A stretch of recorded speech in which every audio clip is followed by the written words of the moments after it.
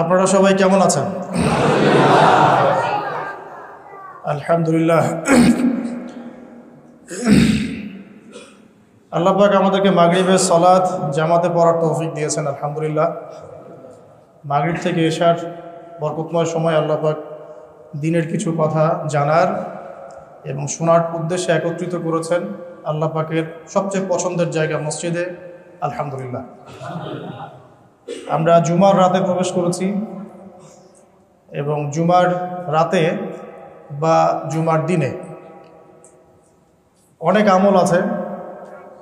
এই আমলগুলো সম্পর্কে আপনারা আগেও জেনেছেন, তবে অন্যতম একটা গুরুত্বপূর্ণ আমল হচ্ছে সূরা কাহাফ তিলাওয়াত করা। কোন সূরা? সূরা কাহাফের উপর যারা নিয়মিত আমল করে না তারা অন্তর্দৃষ্টি অর্জন করতে ব্যর্থ হবে। সূরা কাহাফ আমাদেরকে অন্তর্দৃষ্টি অর্জন করতে শেখাবে ইনশাআল্লাহ। সূরা কাহাফকে আল্লাহ রাসূল সাল্লাল্লাহু আলাইহি ওয়াসাল্লাম সরাসরি সম্পৃক্ত করেছেন। এই সূরা আপনাকে থেকে বাঁচাবে ইনশাআল্লাহ। নিঃসন্দেহে এই সূরার মধ্যে এমন কিছু আছে, এমন কিছু যেটা আমাদেরকে চিনতে সাহায্য করবে, তার অনুসারীদেরকে চিনতে সাহায্য করবে, সেই যুগ সম্পর্কে ধারণা দিবে, সেই যুগে আমাদের করণীয় কি, বর্জনীয় কি, এই বিষয়গুলো আমাদেরকে শিখিয়ে দিবে। কোন সূরা? তাহলে নিঃসন্দেহে শুধু মুখে মুখে তেলাওয়াত করলেই এটা অর্জিত হবে নাকি অর্থেরও প্রয়োজন আছে? শুধু কি অর্থ জানলেই হবে না এর তাফসীরও জানতে হবে?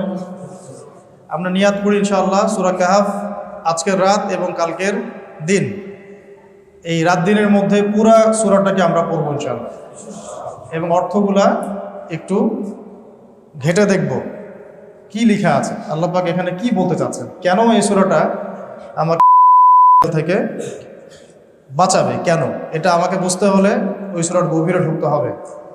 আজকে আলোচনার টপিক সূরা কাহাফ নয়। আজকে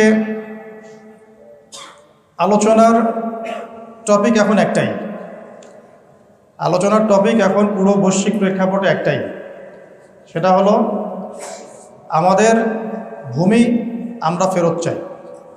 আলোচনার টপিক এখন একটাই। যারা ইস্যুবাস, বাংলাদেশের মাটিতে যারা ধর্মীয় অঙ্গনে, দিনী অঙ্গনে ইস্যুবাস প্রকৃতির মানুষ, তাদের কাছে ইস্যুর অভাব নাই। তাদের কাছে প্রতিদিন নতুন নতুন ইস্যু আসে। আজকে অমুক ইস্যু তো কালকে তমুক ইস্যু, আরে কালকে তো দেখলাম এই হয়েছে আর পরশু তো দেখলাম সেই হয়েছে। এগুলো ইস্যু। ইস্যুবাসদের কাছে ইস্যুর কোনো অভাব নাই। কিন্তু যারা সূরা কাহাফের অন্তর্দৃষ্টি লালন করেন তাদের কাছে এখন ইস্যু একটাই, আমাদের ভূমি আমরা ফেরত চাই। আমাদের মা বোনদের উপর নির্বিচার বোমা হামলার আমরা তীব্র প্রতিবাদ জানাই। আমরা আমাদের বাচ্চাদের রক্তের বদলা চাই, আমরা আমাদের ভাইদের জীবনের বদলা চাই, আমরা আমাদের পবিত্র ভূমি ফেরত চাই। পৃথিবীতে এখন সবচেয়ে সেন্টার স্টেজে আছে পুরো পৃথিবীর যে সভ্যতার আবর্তন আমরা দেখেছি বা পড়েছি, এটা কেন্দ্র করে হয়েছে, এটা কেন্দ্র করে হয়েছে। এটা অনেক লম্বা ইতিহাস। এই লম্বা ইতিহাসটা এই 15-20 মিনিটে বলে শেষ করা যাবে না। এটা আলোচনা করতে হলে মিনিমাম 2-3 ঘন্টা সময় দরকার। এখন কোরআন সব কিছুর ব্যাখ্যা করবে এবং হাদিস সব কিছুর ব্যাখ্যা করবে। কোরআন এবং হাদিসকে যদি আমরা বর্তমান বিশ্বের সাথে মেলাতে ব্যর্থ হই, তাহলে কোরআন হাদিস হাতে থাকার পরেও আমরা পথভ্রষ্ট হব। আমরা নিথরভাবে লক্ষ্য করে দেখছি, প্যারালাইজড রোগীর মতো বিগত প্রায় 100 বছর থেকে, যে ওই জায়গাটাকে কেন্দ্র করে অবর্ণনীয় নির্যাতন, নিপীড়ন সারা বিশ্বে চলছে। এবং আমরা ওইখান থেকে এমন একটা জাতির উত্থান দেখতে পাচ্ছি, এই জাতির বিগত 2000 বছরে পৃথিবীতে থাকার কোনো জায়গা ছিল না। পৃথিবীতে বিগত 2000 বছরে এই জাতিটার থাকার কোনো জায়গা ছিল না, কিন্তু বিগত 100 বছরে আমরা দেখছি তার শুধু থাকার জায়গাই হয় নাই, বরং সে আস্তে আস্তে আস্তে আস্তে এই বিশ্বের রুলিং স্টেট হয়ে যাচ্ছে। বিশ্বের রুলিং স্টেট মানে নেতৃত্ব প্রদানকারী রাষ্ট্র, যে অন্য কাউকে উঠতে বললে উঠবে, বসতে বললে বসবে। আজকে আমার কথাগুলো একদম নিট অ্যান্ড ক্লিন এবং পরিষ্কার, স্ট্রেট ফরওয়ার্ড। যে এই পুরো বিশ্বের যে সভ্যতার আবর্তন আপনি দেখছেন, এটা ওই কেন্দ্র করে গড়ে উঠেছে। দুইটা জায়গা, এই দুইটা জায়গা থেকে পৃথিবীর সভ্যতা ছড়িয়ে পড়েছে। এক হচ্ছে, একটা হচ্ছে মক্কা। আপনি জানলে অবাক হবেন, মক্কারও আগে থেকে সভ্যতা ছড়িয়েছে। ইতিহাস, মক্কার ইতিহাস হচ্ছে প্রাচীন। অগণিত নবী রসুল সেখানে এসেছেন, অগণিত। এবং তার সূচনা হয়েছে আমাদের জাতির পিতা ইব্রাহিম আলাইহিস সালামকে কেন্দ্র। আমি পলিটিক্যাল দৃষ্টিভঙ্গি থেকে জাতির পিতা শব্দটা ব্যবহার করি নাই, আমি ধর্মতাত্ত্বিক দৃষ্টিকোণ থেকে the father of the nation শব্দটা ইউজ করেছি। ধর্মতাত্ত্বিক দৃষ্টিকোণ থেকে, ইসলামিক দৃষ্টিকোণে পুরো নবীদের পিতা হচ্ছেন ইব্রাহিম আলাইহিস সালাম। আবুল আম্বিয়া ওয়াল মুরসালিন বলা হয়, তিনি নবীগণের পিতা। আর আমরা জানি সভ্যতা শুরু হয়েছে নবীদের হাতে, সভ্যতা গড়ে উঠেছেও নবীদের হাতে, এবং সভ্যতা শেষও হবে নবীদের হাতে। সভ্যতা শুরু হয়েছে কোন নবীর হাতে? আদম আলাইহিস সালাম, তারপরে নূহ আলাইহিস সালাম, ইদ্রিস আলাইহিস সালাম, ইব্রাহিম আলাইহিস সালাম, আস্তে আস্তে মূসা, দাউদ, সুলাইমান, অগণিত নবী। শেষ নবী মুহাম্মদ সাল্লাল্লাহু আলাইহি ওয়াসাল্লাম পর্যন্ত নবীদের হাতেই সভ্যতা গড়ে উঠেছে। শেষও হবে একজন নবীর হাতে, তার নাম নবী ঈসা আলাইহিস সালাম। তিনি কি মারা গেছেন? আচ্ছা, মনে রাখবেন, শেষ জামানার সবচেয়ে ইম্পর্টেন্ট ক্যারেক্টার হচ্ছেন ঈসা আলাইহিস সালাম। শেষ জামানার যতগুলো চরিত্র আছে তার মধ্যে সবচেয়ে ইম্পর্টেন্ট চরিত্র হচ্ছেন নবী ঈসা আলাইহিস সালাম। আরেকজন গুরুত্বপূর্ণ চরিত্র হচ্ছেন ইমামুল মাহদি। আরেকটা গুরুত্বপূর্ণ চরিত্র হচ্ছে, আরও একটা শ্রেণী আছে তারা গুরুত্বপূর্ণ, সেটা হলো ইয়াজুজ আর মাজুজ। এই বিষয়গুলো যারা বোঝে না বা এগুলো নিয়ে ফিকির করে না, তারা আসলে অন্ধত্বের মধ্যে আছে। যখন থেকে নবী সাল্লাল্লাহু আলাইহি ওয়াসাল্লাম নবী হয়েছেন তখন থেকেই শেষ জামানা শুরু হয়ে গেছে। এটা এমন নয় যে তার ইন্তেকালের 1444 বছর পরে এই চেয়ারে বসে আমি আপনাদেরকে শেষ জামানা বোঝাচ্ছি, বিষয়টা এমন নয়। নবী সাল্লাল্লাহু আলাইহি ওয়াসাল্লাম এক হাদিসে বলেছেন, তার ইন্তেকালের সাথে সাথেই কিয়ামতের সাইন শুরু হয়ে গেছে। তিনি নবী হয়েছেন, সাথে সাথেই কিয়ামতের সাইন শুরু হয়ে গেছে। সর্বশেষ কিতাব চলে আসছে, কিয়ামত শুরু হয়ে গেছে, সাইন শুরু হয়ে গেছে। চাঁদ দ্বিখণ্ডিত হয়ে গেছে, কিয়ামতের সাইন শুরু হয়ে গেছে। এটা নতুন করে 1444 বছর পরে বলার কিছু নেই। যারা এখন 1444 বছর পরে মনে করে যে এগুলো নতুন নতুন শেষ জামানার আলোচনা বয়ান, এরা, একটা সভ্যতা যদি ভিতরের চোখ থেকে অন্ধ না হয়, সে কি হসপিটালে বোম মারতে পারে? বলেন দেখি। একটা সভ্যতা, একটা জাতির মধ্যে যদি অন্ধত্ব না থাকে, সে কি হাসপাতালের মতো জায়গায় বোম মারতে পারে? তো এই কয়েকটা ক্যারেক্টার সম্পর্কে যদি আমরা সচেতন না হই, পড়াশোনা না করি, এই জামানাটাকে ডিল করতে পারবেন না। এখন এই পড়াশোনাটা করবেন কিভাবে? নিজের মন গড়া পড়াশোনা না, অবশ্যই কোরআন এবং হাদিস থেকে, এবং অবশ্যই ওস্তাদদের সহবতে, এবং অবশ্যই আপনি আপনার চিন্তার দরজা উন্মুক্ত রাখবেন। এমন হতে পারে যে একটা হাদিস বা একটা ঘটনার আগে কেউ ব্যাখ্যা করে নাই, কিন্তু আপনার কাছে মনে হচ্ছে এই ব্যাখ্যাটা সত্য হতে পারে, কিন্তু আপনি এখানে ইস্তেহাদের দরজা আপনার খোলা আছে, যদি আপনি মুস্তাহিদ হয়ে থাকেন। যদি মুস্তাহিদ না হয় তাহলে আমার দরজা বন্ধ। তো যখন থেকে নবী সাল্লাল্লাহু আলাইহি ওয়াসাল্লাম এসেছেন, তার ইন্তেকাল হয়েছে, চন্দ্র দ্বিখণ্ডিত হয়েছে, শেষ কিতাব নাজিল হয়ে গেছে, তখন থেকেই আমরা শেষ জামানায় ঢুকে গেছি। এটা যে শেষ জামানা, এটা বোঝার জন্য আপনাকে পিএইচডি করারও দরকার নেই। শুধু বাইরে গিয়ে হাঁটাহাঁটি করলেন, আপনি নিজের বাইরের চোখ দিয়ে দেখতে পারবেন। এমন কোনো জামানা বিশ্ব দেখে নাই যে জামানায় মেয়েরা ছেলেদের পোশাক পরে ঘুরত আর ছেলেরা মেয়েদের পোশাক পরে ঘুরত। এমন কোনো জামানা আমরা দেখি নাই যেখানে নগ্ন পদের রাখাল শ্রেণীর মানুষেরা অট্টালিকা নির্মাণের প্রতিযোগিতা করত, আমরা দেখি নাই। আপনি হিস্ট্রি ঘাটেন, যত ইচ্ছে ইতিহাস ঘাটেন, লাস্ট 100 বছরেই আপনি এগুলো পাবেন, এর আগেই পাবেন না। সর্বোচ্চ আপনি ফরাসি বিপ্লব পর্যন্ত যেতে পারেন, ফরাসি বিপ্লবের পর থেকে আপনি এগুলো দেখতে পারবেন, তার আগে আপনি পাবেন। হাইলি কনস্ট্রাক্টেড বিল্ডিংসের প্রতিযোগিতা, হাদিসে জিবরিল নামে একটা হাদিস আছে, যে হাদিসটা নবী সাল্লাল্লাহু আলাইহি ওয়াসাল্লামের জীবনের শেষ দিকের হাদিস। এবং নবী সাল্লাল্লাহু আলাইহি ওয়াসাল্লামকে এখানে জিবরাইল আলাইহিস সালাম সরাসরি মানুষের রূপ ধরে এসে সামনে বসে হাঁটুর সাথে হাঁটু লাগিয়ে হাত দুটো পায়ের উপর রেখে 4টা প্রশ্ন করেছিল। ইসলাম কাকে বলে, ঈমান কাকে বলে, ইহসান কাকে বলে, কিয়ামত কবে হবে। নবীজি শেষটা আমাদের টপিক, এই জন্য শেষটা দিয়ে কথা বলছি, ওই দিকে যাচ্ছি না, ওটা অনেক লম্বা আলোচনা। নবীজি বলেছেন মাল মাসউলু আনহা বিআ'লামা মিনাস সাইল, কিয়ামত কবে হবে এই বিষয়ে প্রশ্নকারী উত্তরদাতা দুজনে জ্ঞানী সমান, কেউ কারো চেয়ে বেশি জানে না। মানে আল্লাহ পাক ছাড়া কেউই জানে না এক্স্যাক্টলি কোন দিনে কিয়ামত হবে। এই পর্যন্ত যখন তিনি বলেছেন, জিবরাইল আলাইহিস সালাম থেমে যান নাই, তিনি বলেছেন ফাখবিরনি আন আমারাতিহা, তাহলে আমাকে কিছু আলামত তো বলে দেন। তখন নবী সাল্লাল্লাহু আলাইহি ওয়াসাল্লাম মাত্র 2টা আলামত বলেছেন, মাত্র 2টা। পুরো জীবনের দাওয়াতি জীবন শেষের দিকের হাদিসে মাত্র 2টা আলামত, অন্যান্য অনেক হাদিসে অনেক আলামত, এখানে মাত্র 2টা। এক হচ্ছে দাসী তার মনিবকে জন্ম দিবে, আনতালিদ আলামাতু রাব্বাতুহা, দাসী তার মনিবকে জন্ম দিবে। দাসী আসলে মনিবকে জন্ম দেয় না, একজন দাসী কি তার মনিবকে জন্ম দিতে পারে কিনা? ওলামায়ে কেরাম ব্যাখ্যা করেছেন এখানে সত্য মিথ্যা, ন্যায় অন্যায়, হক বাতিলের মানদণ্ডটা উল্টে যাবে, মানে পৃথিবী উল্টা ঘুরবে। হালাল হবে হারাম, হারাম হবে হালাল, ন্যায় হবে অন্যায়, অন্যায় ন্যায়, সঠিক বেঠিক হয়ে যাবে, বেঠিক সঠিক হয়ে যাবে। হ্যাঁ, বাতিলকে মানুষ হক মনে করবে, হককে বাতিল মনে করবে, জালেমকে নোবেল পুরস্কার দেবে, মাজলুমকে পিটায় মারবে, উল্টায় যাবে। পুরো বিশ্বটাই প্রেক্ষাপটে উল্টায় যাবে। উল্টায় নাই, যদি এরপরেও বুঝতে না পারেন তাহলে সূরা কাহফ পড়েন, চোখের অন্ধত্ব দূর হবে ইনশাআল্লাহ। আর এই চোখ বলতে আমি মনের চোখ বোঝাচ্ছি, বাইরের চোখ দিয়ে তো আমরা সবাই দেখি। বাইরের চোখ দিয়ে আবু জেহেলও যা দেখেছে, আলী ইবনে আবি তালেবও তাই দেখেছে।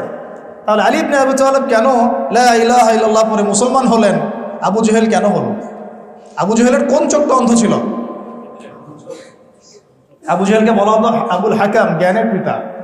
জ্ঞানের পিতা হওয়ার সত্ত্বেও সে কেন চিনতে পারল না? ভিতরের অন্ধত্বের কারণ। এখানে বলেছেন আনতালিদ আলামাতু রাব্বাতুহা, দাসী তার মনিবকে জন্ম দিবে। অনেক ওলামায়ে কেরাম ব্যাখ্যা করেছেন পিতামাতার সাথে দাস দাসীর মতো আচরণ করা হবে। ঠিক আছে, নিলাম ব্যাখ্যা। আর এখনকার যুগে আমরা দেখি সত্যি সত্যি দাসী মনিবকে জন্ম দিচ্ছে। একটু আগে বললাম দিতে পারে না, এখন দিচ্ছে। কিভাবে? বড় বড় উন্নয়নশীল কান্ট্রিগুলো দুর্বল রাষ্ট্র থেকে মেয়েদেরকে হায়ার করছে। ওদের তো ফ্যামিলিস্ট রেভলিউশন, ওখানে মেয়ের সন্তান জন্ম দেওয়ার সময় নাই। এখান থেকে গর্ভ ভাড়া করা হয়, ওখানে স্পার্ম ইনজেক্ট করা হয়, 9 মাস সেটাকে লালন পালন করে ওই মেয়ে বাচ্চা জন্ম দিয়ে চলে যায়, ডলার দিয়ে তাকে ছেড়ে দেওয়া। এখন এর গর্ভে যে সন্তানটা জন্ম হলো, এটা হলো মুনিবের সন্তান, আর এই মেয়েটা এখানে দাসী। ব্যাপারটা বুঝতে পারছেন? এই ব্যাখ্যাটা কোনো কিতাবে নাই, আমরা এখনকার ওয়ার্ল্ড অ্যাফেয়ার্স থেকে পাচ্ছি। ওইদিকে আমি যাচ্ছি না, আমি আমার মতো করে বোঝানোর চেষ্টা করছি যে এখানে সত্য মিথ্যা ন্যায় অন্যায়ের মানদণ্ডটা কী হবে, উল্টা যাবে। সেটা কি হয়নি এই জামানায়? আরেকটা হচ্ছে أن ترى الحفاة العراة العالة رياء الشاي يتطاولون في البنيان, যখন আপনি দেখবেন যে সমাজের সবচেয়ে নিম্ন শ্রেণীর খালি পায়ের, খালি গায়ের, মানে নগ্ন দেহ নগ্ন পা এবং রাখাল শ্রেণীর মানুষ, রিয়া আশাই ইয়াতাতাওয়ালুনা ফিল বুনিয়ান। যে কোনো মাদ্রাসায় গিয়ে ওলামায়ে কেরামদেরকে জিজ্ঞাসা করেন ইয়াতাতাওয়ালুনা মানে কি? ইয়াতাতাওয়ালুনা মানে শুধু বিল্ডিং বানানো না, বিল্ডিং বানানোর প্রতিযোগিতা কর। আপনার 10 তো আমার 12, আপনার 15 আমার 20, আপনার 50 আমার 60। মালয়েশিয়া একটা 95, একটা 97, ওই টুইন টাওয়ার এত তো আমারটা এত। আরবের কান্ট্রিগুলো, যার আগে যে তেল ছিল না, যখন তেল যখন পাওয়া যায় না, মাটির নিচে ছিল, বেদুইনের মতো জীবনযাপন করত, জাস্ট লাইক বেদুইন। এখন দেখবেন যে কাবা ঘরের চাইতেও ক্লক টাওয়ার উঁচু হয়ে গেছে। কাবা যেন ওখানে নিজের উচ্চতায়, কাবার উচ্চতা ম্লান হয়ে যাচ্ছে অন্য বিল্ডিংয়ের উচ্চতার কাছে। তাই হচ্ছে না বিষয়টা? এটা ছিল নাকি আগে? তো এগুলো ছাড়াও অসংখ্য, আপনি এই জামানায় যখন বাইরে বের হবেন এই মেয়েদেরকে দেখতে পারবেন, সুদ ঘরে ঘরে দেখতে পারবেন, জিনা ডোর টু ডোর দেখতে পারবেন, মুসলিমদের উপর নির্মম নির্যাতন এটা ঘরে ঘরে দেখতে পারবেন, অধঃপতন, মুসলিমদের নৈতিক অধঃপতন। এমন হাদিস আসছে যে মসজিদে মানুষ নামাজ পড়বে, একজনও ইমানদার থাকবে না, এমন যুগ আসবে। প্রকৃত ইমানদারের কথা বলা হচ্ছে যে চতুর্দিক থেকে কাফের মুশরিকরা তোমাদেরকে ঘিরে ধরবে, দস্তরখানায় যেভাবে খেতে বসো তোমরা, এইভাবে তোমাদেরকে গোগ্রাসে খেয়ে ফেল। সাহাবীরা প্রশ্ন করছেন, আমরা কি তখন সংখ্যায় খুব কম হব? নবী বলছেন, না, তোমরা সংখ্যায় হবে একদম সমুদ্রের ফেনার মতো, কিন্তু দুনিয়ার মহব্বত আর আল্লাহর রাস্তায় জান দেওয়ার ভয় তোমাদেরকে পেয়ে বসবে। হয় নাই? এটা নিয়ে আলোচনা করলে অনেক সময় যাবে, অনেক লেকচার আছে, বইপত্র এখন বের হয়েছে, পড়াশোনা করবেন এবং মিলানোর চেষ্টা করবেন যে আসলে আপনি কোন যুগে বসবাস করছেন। তো সভ্যতার শুরু থেকে যে জায়গাটা সবচেয়ে বেশি ইম্পর্ট্যান্ট, ওই জায়গাকে কেন্দ্র করেই সভ্যতা শেষ হবে। সভ্যতা শুরু থেকে ইম্পর্ট্যান্ট কেন, ওইটা একটা বিষয় আলোচনা করছি, আর সভ্যতা কিভাবে শেষ হবে সেটাও একটা আলোচনা। সভ্যতা শেষ হবে ওই জায়গা থেকে, আগে এটা শোনেন। এই হিউম্যান সভ্যতা, এই মানব সভ্যতাটা শেষ হবে ওই জায়গায় কেন্দ্র করে। কিভাবে? যতক্ষণ পর্যন্ত ওই জায়গায় জাল বের না হচ্ছে ওই কন্টিনেন্টের মধ্যে, এবং তার অনুসারীদেরকে নিয়ে সে বিশ্বটাকে শাসন না করছে, ততদিন পর্যন্ত কিয়ামত হচ্ছে না। আমার কথা ক্লিয়ার? বুঝতে পারছেন কি কথা?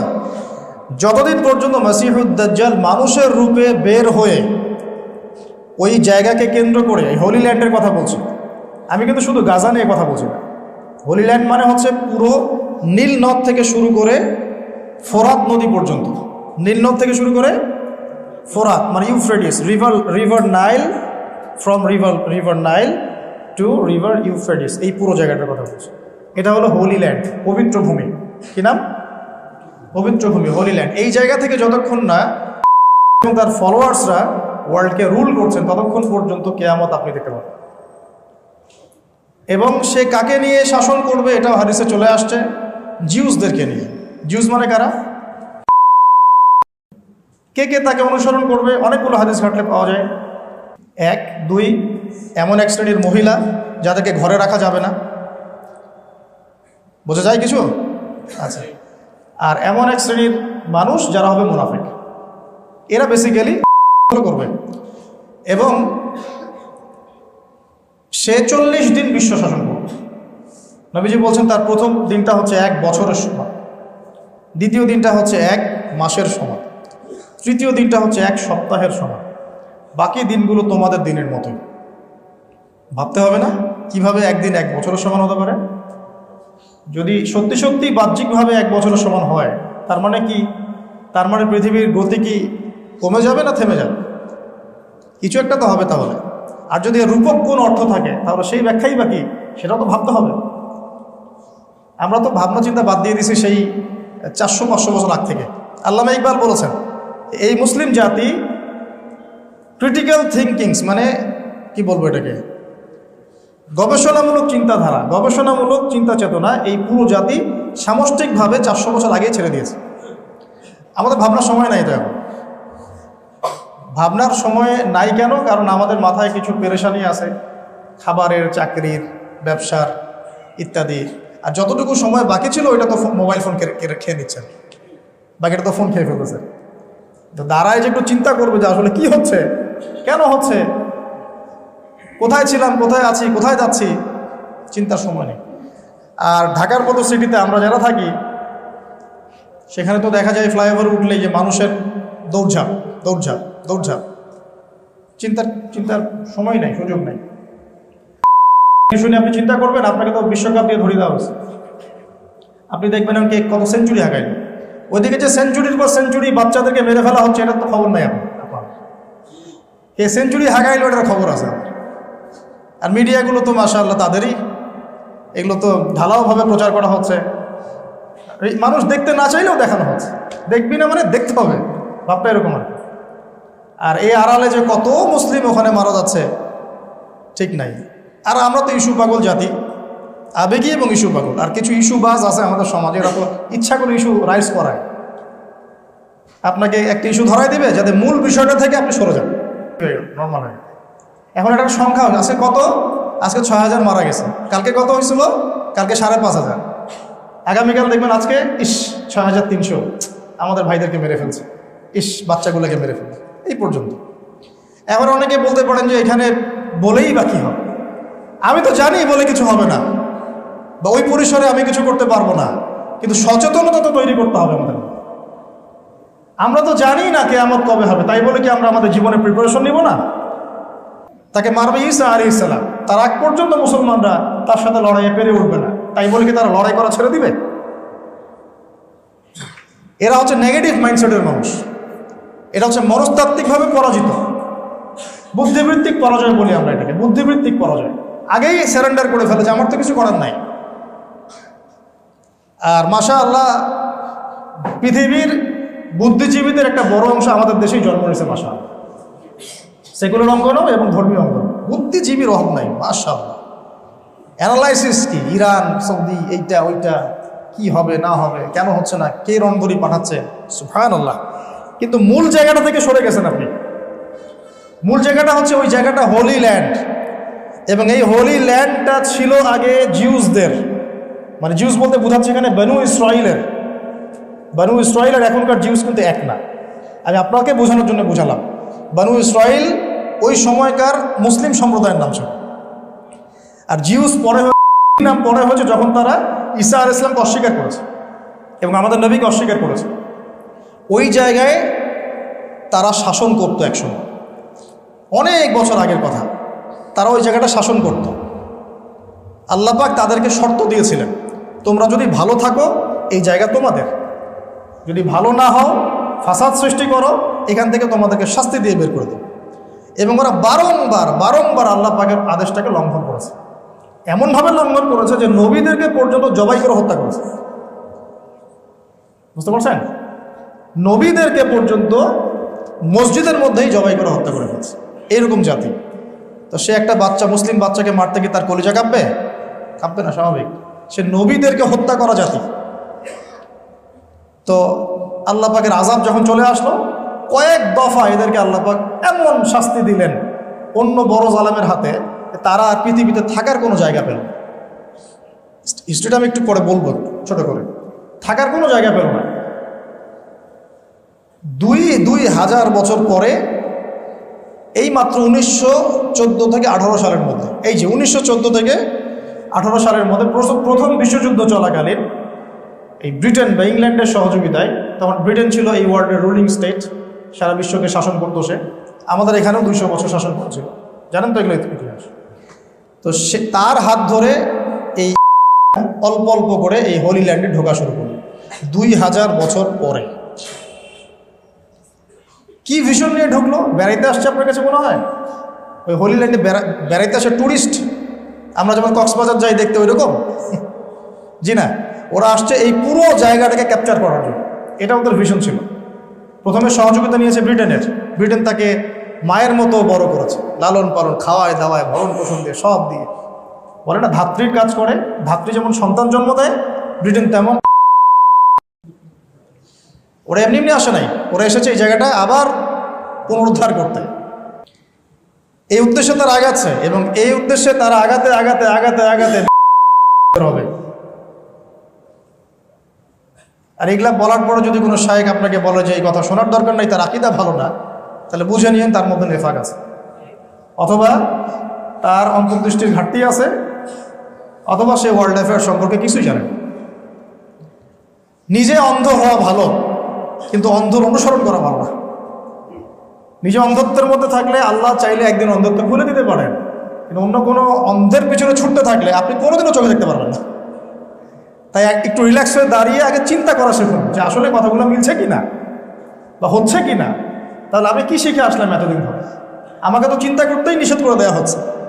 ভাবারই দরকার নাই, যখন আসবে দেখা যাবে। মানে ভাববে এরকম যে এখানে আগুন লাগছে, ওটা নিভাইতে যাওয়ারই দরকার নাই, আগুন তো আর তোমার ঘরে আসে নাই। যখন আসবে তখন দেখা যাবে, যদি আসেও যখন আসবে তখন দেখা যাবে। এই ব্যক্তিকে আমরা কি বলবো? চক্ষুষ্মান বলবো না অন্ধ বলবো? আপনার কি মনে হয়? এই জায়গা থেকে সে ওয়ার্ল্ডটাকে শাসন করবে, একা একা করবে? উত্তর না। কাকে নিয়ে করবে? বলেছে জিউসদেরকে নিয়ে। যে জিউসরা বিগত 2000 বছর এখানে আসতে পারে নাই, 1914 থেকে 1918 মধ্যে তারা এখানে এসেছে। কাদেরকে পরাজিত করে? তুর্কিদেরকে, অটোম্যান এম্পায়ারদেরকে। কাদের সহযোগিতা নিয়ে? ব্রিটেনের। আর কে সহযোগিতা করেছিল? মুসলিম নামধারী নাজদিরা। নাজদি কারা? এখনকার আহলে সাউদ, সরাসরি বললাম, জানেন কি বিষয়টা? 1914 থেকে 18-র মধ্যে নাজদিরা ব্রিটেনের সাথে হাত মিলিয়ে মাসিক 5,000 পাউন্ডের বিনিময়ে তুর্কিদের বিরুদ্ধে বিদ্রোহ করেছে। নিজের দেশের নিজের জাতির বিরুদ্ধে বিদ্রোহ করে রাষ্ট্র গঠন করা হয়েছে। আর ওরা আমাদেরকে এখন আবার শিখায় যে মানে পলিটিক্যাল অ্যানালাইসিস, তারপরে দাওয়াতের সাথে আমাদের মুসলিম ভাইরা সারা ওয়ার্ল্ডে যে প্রতিহতমূলক পদ্ধতি বেছে নিয়েছে, এইসব আলোচনা করলে এরাই আবার আমাদেরকে খারাজি বলা শুরু করতেছে। কি সার্কাস চলতেছে আল্লাহ ভালো জানে। অথচ তাদেরই মানে যাদের থ্রু থেকে রিজিক আসছে, তারাই 1914 থেকে 1918-এর মধ্যে এই নাজদিরাই মুসলিম তুর্কিদের বিরুদ্ধে যুদ্ধ করে এই আসার সুযোগ করে দিয়েছে। সুবহানাল্লাহ, ইতিহাস একটু পড়ে দেখেন। এই যে ঢুকলো তারা, মাশাআল্লাহ, আল্লাহ মাফ করুক, এরপরে তারা আর ওখান থেকে বের হয়। প্রথমে ব্রিটেনের হাত ধরে, তারপরে ব্রিটেনের যখন রোল শেষ হয়ে গেল, তারপরে আমেরিকার হাত ধরা শুরু করলো। মূলত ব্রিটেন, আমেরিকা, পশ্চিমা এরা আলাদা কেউ না, এরা একই সহত্রী, ওই চাচাতো ভাই, মামাতো ভাই, কাজিন, সিস্টার। এটা এমন না যে সে একটা ও একটা, আসলে সবই এক, সব এক। কিছু ভৌগোলিক পার্থক্য, আদর্শের দিক থেকে কোনো পার্থক্য নাই। আমি একদম স্ট্রেট ফরওয়ার্ড কথা বলছি। আদর্শের দিক থেকে কোনো পার্থক্য নাই, সবই এক। শুধুমাত্র একটা পার্থক্য আছে, পুরো ওয়ার্ল্ডের খ্রিস্টান যারা, তাদের মধ্যে একটা পার্থক্য আছে, একটা। এক শ্রেণীর খ্রিস্টান আছে যারা ইহুদিদের সাথে বন্ধুত্ব করে চলে, ঠিক আছে? আর এক শ্রেণীর খ্রিস্টান আছে যারা ইহুদিদের সাথে বন্ধুত্ব করে না। এক শ্রেণীর খ্রিস্টান আছে যারা 3 খোদায় বিশ্বাস করে, আর এক শ্রেণীর খ্রিস্টান আছে যারা 3 খোদায় বিশ্বাস করে না। এক শ্রেণীর খ্রিস্টান আছে যারা এই যে শুকরের মাংস খায়, আর এক শ্রেণী খায় না। এক শ্রেণী আছে যারা সমকামী, ছেলেতে জেনা করে, নাউজুবিল্লাহ, এই শ্রেণী করে না। এক শ্রেণী মাদকটাকে হালাল জায়েজ মনে করে, এই শ্রেণী করে না। খ্রিস্টানদের মধ্যে একটা দল আছে যারা মুসলিমদের অনেক বেশি কাছাকাছি হবে। এখানে একটা ডিভাইডেশন আছে, এটা মাথা রাখবেন। তো পুরো ওয়ার্ল্ড অ্যাফেয়ার্সে যত খ্রিস্টান কান্ট্রি আছে, নাসারা, এদের মধ্যে 2টা গ্রুপ পাবেন। একটা সরাসরি বন্ধু এবং তাদেরকে পেট্রোনাইজ করে চলতে থাকে, আর এক শ্রেণী তাদের আদর্শ নিয়ে চলে, ওরা এদের সাথে দালালি করে। আমি স্পষ্ট করে বলে দিই আপনাদেরকে, আপনি এই আগ্রাসনের পক্ষে পশ্চিমা বিশ্বের সব দেশকে পেলেও রাশিয়াকে পাবেন না ইনশাআল্লাহ। বুঝতে পারেন না কথা? পশ্চিমা বিশ্বের সব দেশও যদি, Germany, Italy, France, America, Britain, Australia, আমাদের প্রতিবেশী সবাই যদি ওকে সমর্থন দেয়, রাশিয়া তাকে সমর্থন দিবে না, যদিও রাশিয়া একটা খ্রিস্টান কান্ট্রি। কথা কি বুঝতে পারছেন আমার? এদের মধ্যে একটা গ্রুপিং আছে। এক শ্রেণী আছে যারা মুসলিমদের কিছুটা কাছাকাছি হবে, এটা কিন্তু কোরআনেও আছে। সূরা আলে ইমরান, সূরা মাঈদার মধ্যে আপনি পড়লে পাবেন, সূরা মাঈদার মধ্যে এটা আছে, সূরা মাঈদা পড়বেন। এখন বুঝেন, যে বিষয়টা বুঝেন, ওই জায়গা থেকে ও বিশ্বটাকে শাসন করতে চায় বলেই এখানে এসেছে, এমনি সে আসে নাই। এবং একা শাসন করবে না, তার অনুসারীদেরকে নিয়ে শাসন করবে। তার অনুসারী মূলত কারা? এই জিউসরা। ঢুকলো কবে? 1917-18। তারপর কি চলে গিয়েছে? না, যায় নাই। তারপরে এদের সহযোগিতা নিয়ে, পশ্চিমাদের সহযোগিতা নিয়ে ক্রমশই বড় হয়েছে, ক্রমশ বড় হয়েছে। এটা কি নতুন যুদ্ধ শুরু হয়েছে অক্টোবর মাসে স্বাধীনতাকামীদের সাথে? জি না, এটা 73 বছর ধরে চলছে। কত বছর? আরও বেশি হবে। 73 তো আমি কম বললাম, আরও বেশি হবে। ওই 18 থেকেই তো শুরু হয়েছে। তখন ওখানকার যারা নাগরিক ছিলেন তারা কি এটাকে মেনে নিয়েছিল? না, তারা আন্দোলন করেছে, বিদ্রোহ করেছে, প্রতিবাদ করেছে। প্রতিদিন মারা হয়েছে, 1-2 করে মারা হয়েছে, 1-2 করে মারা হয়েছে। আমি এখন আপনাকে খাতা খুলে হিসাব দেখাতে চাচ্ছি না যে কতজনকে তারা মেরেছে, কত সালে কতজনকে মেরেছে, কোন কোন সময় কতজনকে মেরেছে, কতজন নারী ছিল, কতজন পুরুষ ছিল, কতটা মিসাইল এটা ছুঁড়েছে, ওরা কতটা ছুঁড়েছে। আমি এই হিসাব আপনাকে দেখাতে যাচ্ছি না, বিকজ এটা দেখানোর পরিবেশ না। এগুলো বইয়ের মধ্যে পাবেন ইনশাআল্লাহ। এটা দেখালে আমাদের কনফিডেন্স আরও লো হয়ে যাবে, আত্মবিশ্বাস আরও কমে যাবে। শুধু এতটুকু শুনেন, প্রতিদিন গড়ে 2.43 জন মানুষকে মারা হচ্ছে প্রতিদিন গড়ে। হিসাব করেন এখন এক বছরে কত মাস, কত দিন, কত বছর, কত ঘন্টা।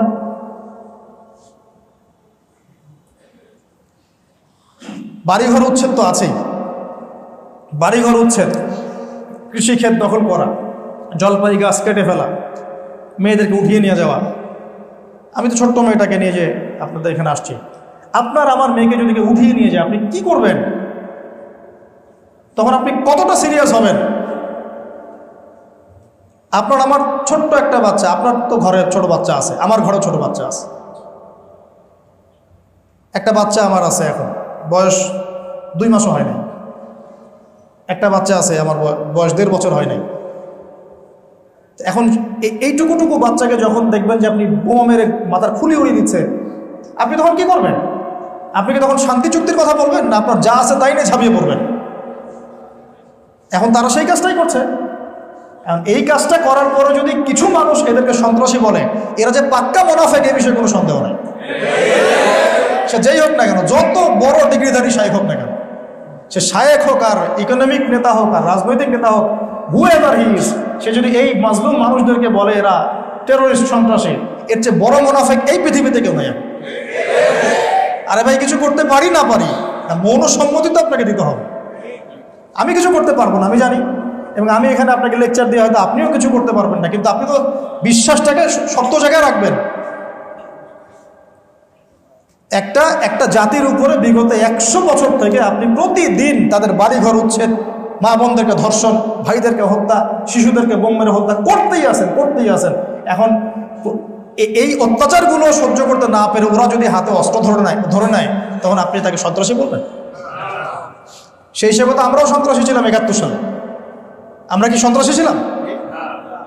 ওরা যে আমাদের উপর আক্রমণ করেছে, আমরা যে অস্ত্র ধরে প্রতিহত করেছে, আমাদের বাবারা, আমাদের দাদারা, আমরা কি সন্ত্রাসী ছিলাম? আমরা ওদের জুলুমের বিরুদ্ধে দাঁড়িয়েছিলাম। পুরো বিশ্বের মধ্যে যে বললাম, দাসী মনিককে জন্ম দিচ্ছে এখন, মানে সব সত্য মানুষ মিথ্যা বানায় ফেলছে, মিথ্যাকে মানুষ সত্য বানায় ফেলছে। আমরা নিরপরাধ যে কোনো মানুষকে হত্যার নিন্দা করি, এই তো ইসলাম কি আমাদেরকে বলেছে নিরপরাধ কোনো মানুষকে হত্যা করতে? না। কিন্তু যখন তারা ঘোষণা দিয়ে একটা জাতির উপর ঝাঁপিয়ে পড়বে, তখন কি তারা নিরপরাধ থাকে? তারা তো আহলুল হারব, তারা তো যুদ্ধের মতো চলে আসছে।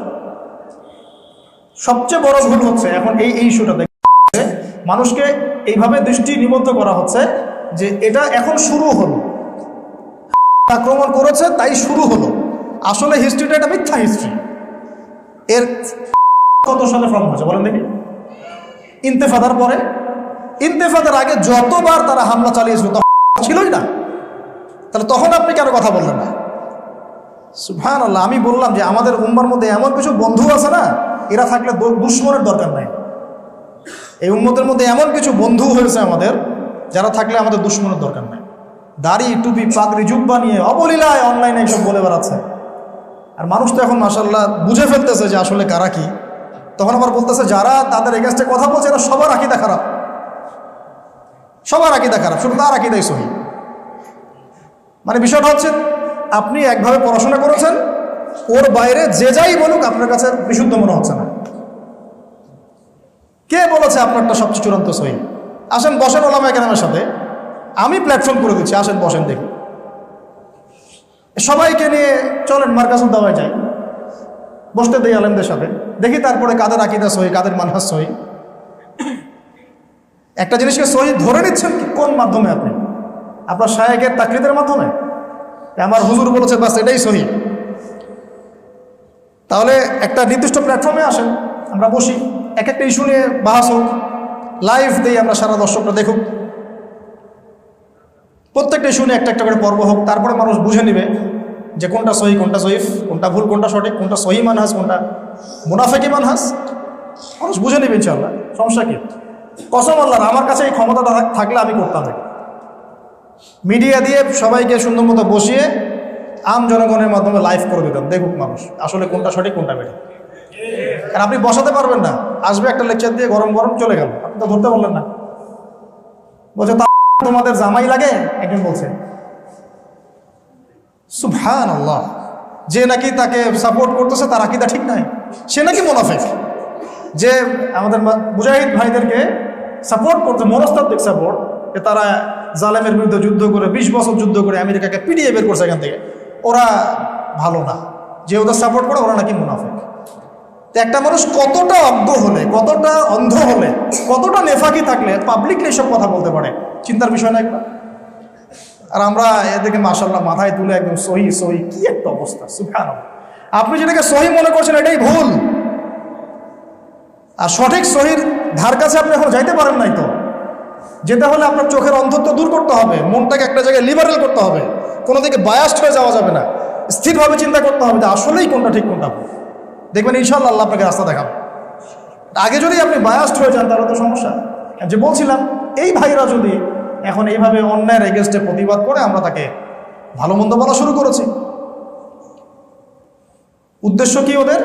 শুধুমাত্র 5-6% জায়গা দখল করা নয়, তাদের উদ্দেশ্য পুরো হোলি ল্যান্ডটা দখল করা। হোলি ল্যান্ড কোন জায়গা বলেন তো? নীলনদ থেকে এই মিশনে তারা 18 সালে ঢুকেছে। ঢোকার পরে ব্রিটেনের ওখানে ছিল জেনারেল এলএনবি। ইতিহাস পড়বেন, ইতিহাস পড়তে হবে। এই এলএনবি একটা ডিক্লারেশন দেয় ওই ইয়াতে, ব্রিটেনে বেলফোর্ড ডিক্লারেশন বলে 1917, যে আমরা এখানে রাষ্ট্র চাই, ব্যাস এতটুকু। থাকার অধিকার দিতে হবে।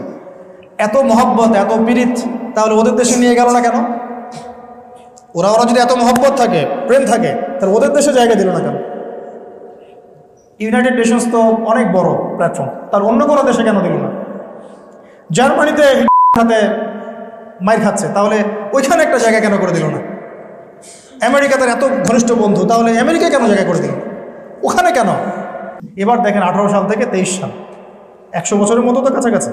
লাস্টে 100 বছরে ওদের উন্নতি, অগ্রগতি, প্রোগ্রেসগুলো দেখতে থাকে। আমি বলেছি এরা 2000 বছরে এরা ঢুকতে পারেন, 2000 বছরেও না। আপনাদেরকে মনে করায় দিই, আমাদের নবী সাল্লাল্লাহু আলাইহি ওয়াসাল্লাম যখন মদিনায়, তখনও মদিনায় 3-4টা ছিল, কি ছিল না? একটা বনু কুরাইজা, যুদ্ধ হয়েছে না ওদের সাথে, বের করে দেওয়া হয়েছে। একটা বনু কাইনুকা, যুদ্ধ হয়েছে না, বের করে দেওয়া হয়েছে। বনু নাজির, ওদেরকেও বের করে দেওয়া হয়েছে। সূরা হাশর পড়ে দেখেন। শেষমেশ খায়বার, আলী রাদিয়াল্লাহু আনহুর খায়বার বিজয় সম্পর্কে আপনি জানেন না? এরপরে নবী সাল্লাল্লাহু আলাইহি ওয়াসাল্লাম বলেছিলেন, আমার ইন্তেকালের পরে বাকি যে কিছু উচ্ছিষ্ট আছে এদেরকে তোমরা আরব, জাজিরাতুল আরব থেকে বের করে দিও। কার আদেশ এটা?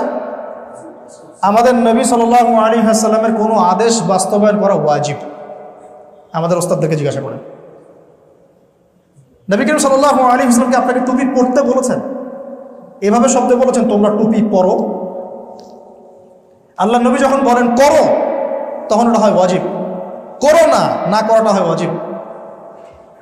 নবীজি বলছেন ওদেরকে বের করে দিও, কি এটা তার সুন্নত না মুস্তাহাব? এই কাজটা সাহাবীরা করেছেন না করেন নাই?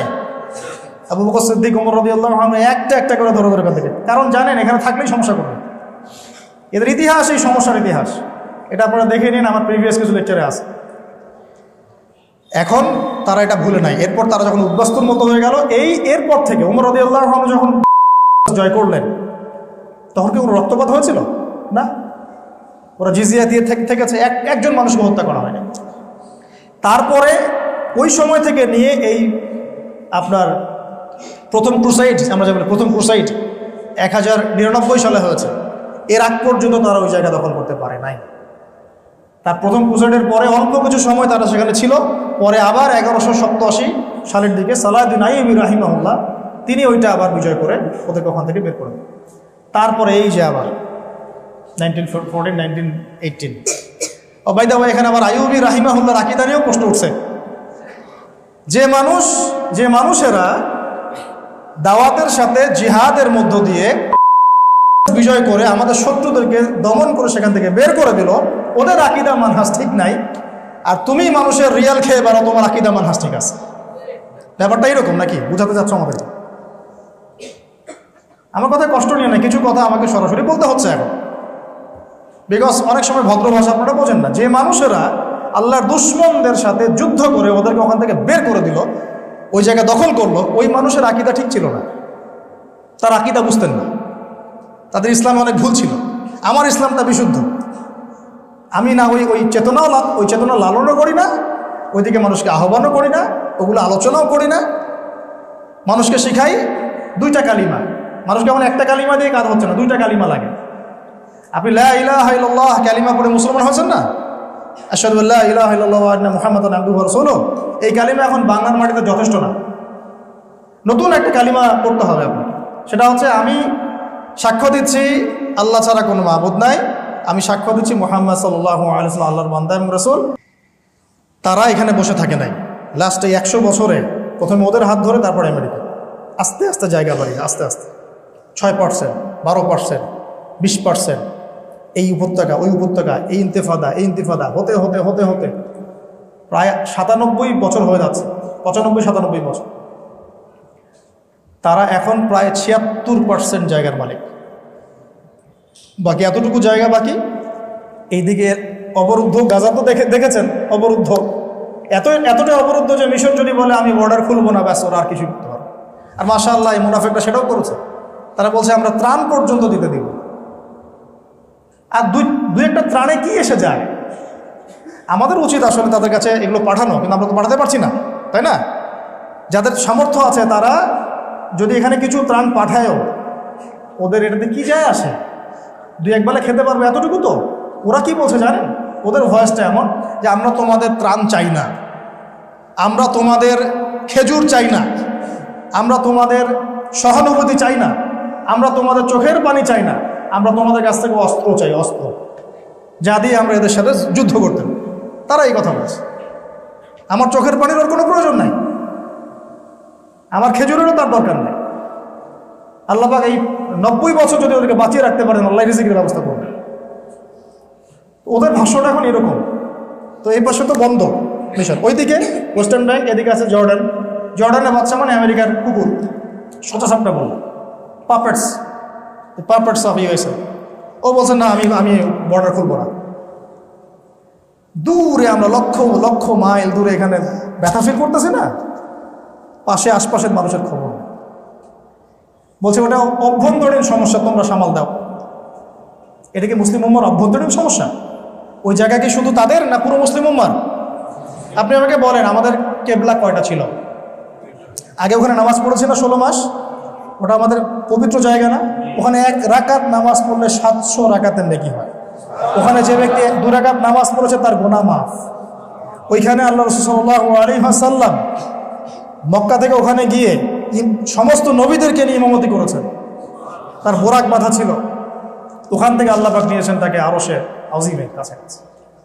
আমাকে একটা কথা বলেন, যদি এই আক্রমণটা যদি মক্কায় হতো, কাবা ঘরে হতো, আপনি কি চুপ করে বসে থাকতেন? নাকি লাইভে এসে বলতেন আমার কি করার আছে? অভিনয় করে করে বলতেন আমার কি করার আছে? কথা বলার অ্যাক্টিং দেখলে মনে হয় যে নচিকেতা কলকাতার অভিনয় করতেছে। এত ফটল ফটল ইংরেজিতে করার কি দরকার? আমরা ইংরেজি বুঝি না? দু এক লাইন ইংলিশে ফটল ফটল করে কি বোঝাতে যাচ্ছেন আপনি? আমাদের কি করার আছে? বলছে যে যতবার নাকি ফিলিস্তিনিরা প্রতিবাদ করেছে ততবারই তারা ল্যান্ড হারিয়েছে। প্রতিবাদ করার আগেই তো তারা 60% ল্যান্ড আগেই হারিয়ে ফেলেছে।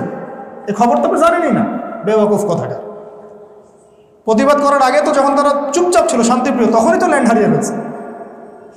মনে করেন, এক্সাম্পল দিচ্ছি, আমার কথাকে নেগেটিভলি নিন না, বাংলাদেশকে যদি কেউ আক্রমণ করে, আল্লাহ না করুক, মনে করেন উত্তরবঙ্গ দখল করে ফেললো, এখন কি আমরা ভয়ে বসে থাকবো যে আমরা যদি আক্রমণ করি ওরা যদি আবার পুরো ঢাকাও দখল করে ফেলা?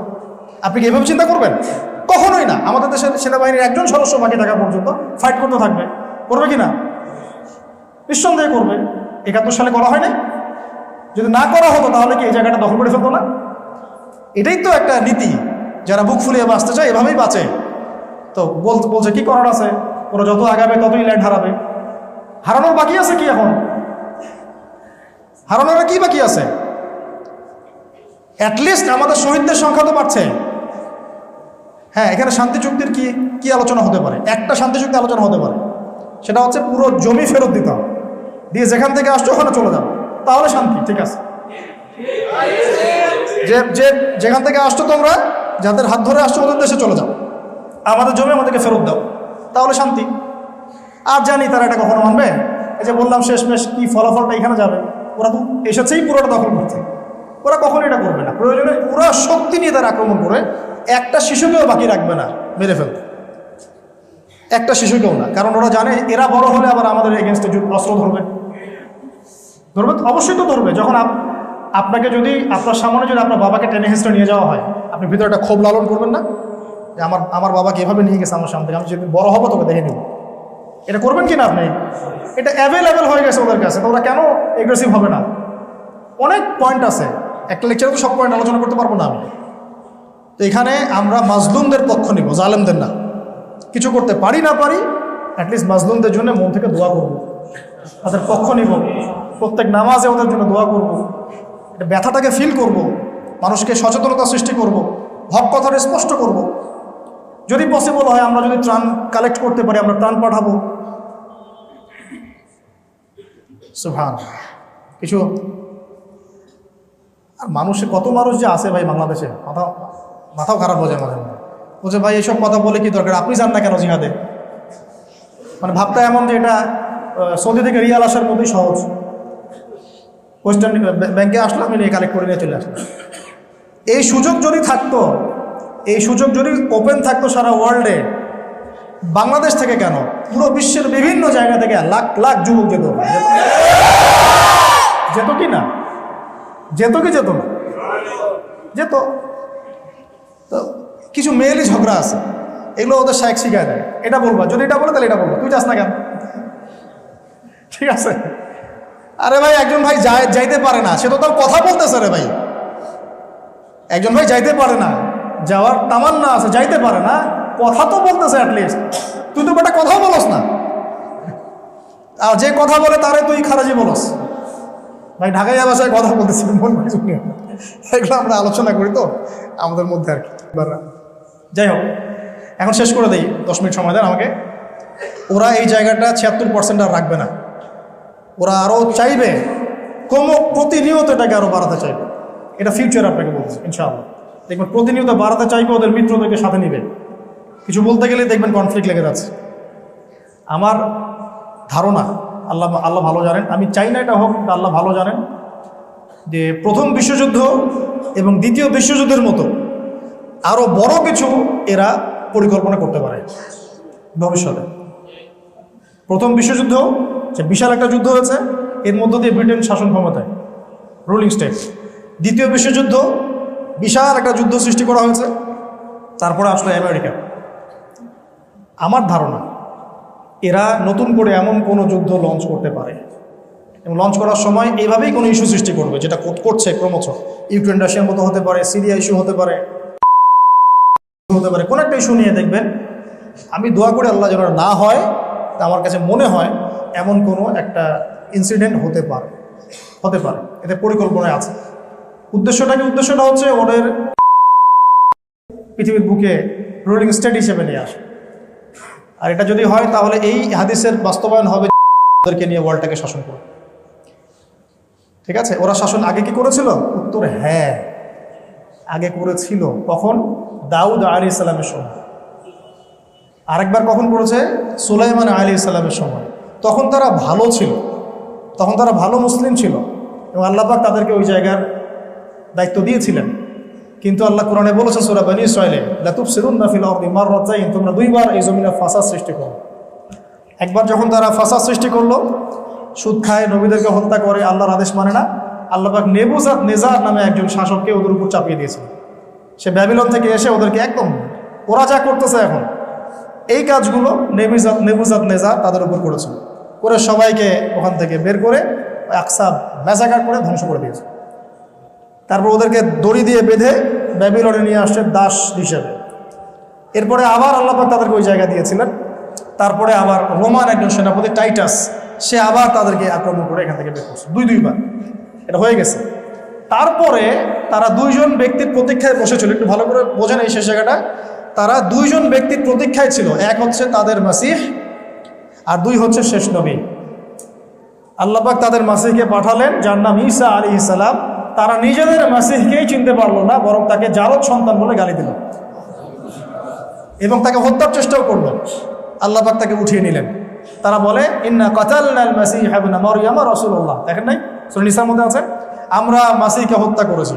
আল্লাহ বলছেন, ওয়া মা কাতালুহু, তারা তাকে হত্যা করে নাই। ওয়া মা সালাবুহু, তারা তাকে ক্রুশবিদ্ধ করে নাই। ওয়ালাকিন শুববিহা লাহুম, কিন্তু তাদের কাছে মনে হয়েছিল এটা হয়েছে। আল্লাহ পাক উঠিয়ে নিয়েছেন। বাল রাফাআহু আল্লাহু ইলাইহি। এই শাস্তি এটা যখন তারা করলো, ঈসা আলাইহিস সালামকে যখন হত্যার চেষ্টা করলো, এরপর থেকে তার আর বনী ইসরাইল থাকলো না, হয়ে গেল, অভিশপ্ত জাতি হল। আরেকটা অপশন বাকি ছিল শেষ নবী। এই শেষ নবীকে পাওয়ার জন্যই তারা মদিনায় ঘাঁটি গেড়ে বসেছিল। সারা দুনিয়া বাদে মদিনায় কি করতেছিল? এই শেষ নবীর আগমনের অপেক্ষা করছিল। আল্লাহ পাক তাদের দরজা পর্যন্ত নবীকে পৌঁছে দিলেন, দেন নাই? 17 মাস 16 মাস তাদের কেবলায় নামাজও পড়লাম, তারপরেও তারা নবীকে চিনতে পারে। অবশ্যই তোমাকে চিনে, যেমন করে তারা ওদের সন্তানদেরকে চিনে। তারপরে কেন মানল না? কেন? কারণ আমাদের নবী আসছেন বনু ইসমাইল থেকে, ইসমাইল আলাইহিস সালামের বংশ থেকে, আর ওরা বলতেছে আমাদের বনু ইসরাইল থেকে আসবে। তো এই হলো মূলত সমস্যাটা। এরপরে আল্লাহ পাক ওদের উপর চূড়ান্ত নারাজগি প্রদর্শন করলেন। আল্লাহ নবী তাদেরকে বের করে দিলেন, যুদ্ধ হলো, শেষে তারা আর এখানে ঢুকতে পারে না। এই যে 14 থেকে 18তে ঢুকেছে, 23 পর্যন্ত আপনাকে দেখালাম কি করেছে। এখন কি করেছে? এখন এক কথায় সারা বিশ্বের রাজনৈতিক ক্ষমতা ওর কাছে, পুরো বিশ্বের, শুধু আরবের উপরে না, আরবের আশপাশের কান্ট্রিগুলোর উপরে না, পুরো ওয়ার্ল্ডের কথা বুঝতে পারছেন? এটা আপনাকে বুঝতে হবে পলিটিক্যাল অ্যানালাইসিসের মধ্যে, এমনি বুঝতে পারবেন না। শুধু আরবের নিয়ন্ত্রণ তার কাছে নেই, পুরো ওয়ার্ল্ডের একটা বড় অংশের নিয়ন্ত্রণ তার কাছে আছে, শুধু ওই অংশটুকু বাদ দিয়ে, এই যে বললাম রাশিয়া, চায়না, এদের অংশগুলো বাদ দিয়ে। আর সোজা কথা বললে ওয়ার্ল্ডের ইকোনমিক ক্ষমতা ওর কাছে, যত ব্যাংকিং সিস্টেম সব ওর কাছে। আপনি শুধু একটু সার্চ দিয়ে দেখেন ওদের প্রোডাক্ট, ওদের ব্যাংকিং সিস্টেম, ওদের এগুলো কী কী, দেখবেন যে আপনার মাথা ঘুরতে থাকবে যে ওগুলো বাদ দিয়ে চলবো কীভাবে আমরা। আপনার গুগলস, আপনার মাইক্রোসফট, আপনার এই যে অ্যাপেল, আপনার আর কি আছে অ্যামাজন, আপনার কি নেসলে, এইটা ওইটা যা যা সব কিছু দেখবেন, ফেসবুক, যেখানে বসে আমরা এগুলো করতেছি আর কি, এটাও। এখন এই জায়গাটা তাদের পলিটিক্যাল পাওয়ার, ইকোনমিক পাওয়ার এবং সাথে মিডিয়া, যত একটা করে নাম ধরে মিডিয়ার নাম বলা যাবে সব ওরা। আর আছে সংস্কৃতি ওর কাছে, মগজ ধোলাই করেছে মানুষ। এমনকি ডিজনির মতো চ্যানেল তারা তৈরি করে বাচ্চাদের মাথাও ধোলাই করেছে, বাদ রাখে না। আর ওয়ার্ল্ডকে রুল করতে যা লাগে অস্ত্রশস্ত্র, কোনটা বাদ আছে ওর কাছে? আপনি জানেনও না যে তার কাছে কী কী অস্ত্রশস্ত্র আছে। এবং মিত্র তো আছেই ওদের, 10, 20, 30টা মিত্র কান্ট্রি তো আছে। সব মিলিয়ে শেষটা হচ্ছে এই যে সে ওখান থেকে ওয়ার্ল্ডটাকে রুল করবে, এটা সত্য। তবে কনফ্লিক্ট থেমে থাকবে না, চলতে থাকবে, এটা কন্টিনিউয়াসলি চলতে থাকবে। আমরা এখানে কি জানার পরে জালেমের পক্ষ নিব না মাজলুমের পক্ষ নিব? নাকি আমরা প্যারালাইজড হয়ে যাবো যে এটা হতে যাচ্ছে, আমাদের কি করার আছে? আমাদের কি করার আছে আল্লাহ পাক সেটাই দেখবেন। তুমি তোমার সাধ্যের মধ্যে কি করেছিলা? তোমার কাছে তো আমি তেল দিয়েছিলাম, তেলটা বয়কট করো নাই কেন? তোমার কাছে তেল দিয়েছিলাম, তোমরা তো তেলটা বয়কট করতে পারতা, তারা বিমান ফ্লাই করতো না। তোমরা তো একসাথে একটা ইউনাইটেড একটা প্ল্যাটফর্ম গঠন করতে পারতা, তোমাদের সব মিলিটারিগুলোকে একত্রিত করতে পারতা, ফাইট করে মরতা যদি মূর্তি হতো। আল্লাহ পাক তো এটা দেখবেন, আল্লাহ পাক তো দেখবেন না ওখানে তুমি জয়লাভ করে উদ্ধার করে আসছো কিনা। কথাটা বুঝতে চেষ্টা করো। ফাইনাল গন্তব্য পেয়েছো কিনা এটা তো আল্লাহ পাক জিজ্ঞাসা করবেন না। আল্লাহ পাক জিজ্ঞাসা করবেন তুমি যখন ছিলে তখন তোমার কাছে যে মাধ্যমগুলো ছিল এইগুলো অ্যাপ্লাই করেছিলে কিনা, তুমি তোমার দায়িত্ব পালন করছো কিনা। তবে এই দায়িত্ব পালন না করলেও ইনশাআল্লাহ তাআলা আল্লাহ রাব্বুল আলামিন এই বিশাল মহাযুদ্ধের পরে, মালহামার পরে ইমামুল মাহদিকে নিয়ে আসবেন এবং তার হাতে বিজয় লেখা আছে। তখন আছে যে খোরাসান থেকে ব্ল্যাক ফ্ল্যাগস যাবে এবং বরফে স্ক্রল করে হলেও ওদের সাথে তোমরা যুক্ত হয়েও, আর পৃথিবীর কোনো সেনাবাহিনী ওদেরকে পরাজিত করতে পারবে না। শেষ হাদিসে আসছে লা তুকাতিলুন্নাল ইয়াহুদ, তোমরা অবশ্যই এদের সাথে যুদ্ধ করবে, ওয়ালা তাকতুলুন্নাহুম, অবশ্যই এদেরকে তোমরা হত্যা। এমনকি হাত্তা ইয়াকুলুল হাজার, এমনকি পাথর পর্যন্ত কথা বলা শুরু করবে যে ইয়া মুসলিম, হে মুসলিম, ইন্না ওয়ারাআল ইয়াহুদ তাআল ফাকতুলহুম, আমার পিছনে হত্যা করে দাও। দেখেন পাথর কিন্তু অলরেডি কথা বলা শুরু করেছে। মনে করছেন কিভাবে? দেখেন অবরুদ্ধ একটা মানুষদের কাছে কোনো অস্ত্র নাই, পাথর দিয়েই কথা বলছে। পাথর নিক্ষেপটাই কথা, আর বাহ্যিকভাবেও পাথর কথা বলতে পারে আল্লাহ চাইলে। এমনকি পাথর কথা বলছে না, দেখেন না স্টোন দিয়ে যুদ্ধ করতেছে। বুঝতে পারেন না? বুঝতে পারছেন? কিছুই তো নাই তাদের কাছে, কথাটা তাদের ভাষাটা প্রকাশ করতেছে কিভাবে? পাথর দিয়ে। বুঝতে পারেন নাই? আর বাহ্যিকভাবে পাথর কথা বলতে পারে, আল্লাহ চাইলে অবশ্যই কথা বলতে পারে ইনশাআল্লাহ। মানে জড়বস্তু পর্যন্ত ওদের জুলুম দেখতে দেখতে অতিষ্ঠ হয়ে যায়, অতিষ্ঠ হয়ে যায়, আল্লাহ পাক জবান খুলে দিবে। তারপরে ঈসা আলাইহিস সালাম, ইমাম মাহাদির পরে ঈসা আলাইহিস সালাম আসবেন না, ইমাম মাহাদির পরে দাজ্জালের যখন পুরা ওয়ার্ল্ডে ম্যাসাকার করতে থাকবে তখন আল্লাহ পাক ঈসা ইবনে মারইয়াম। এই সময়টা খুব দ্রুত হবে, খুব লম্বা সময় না।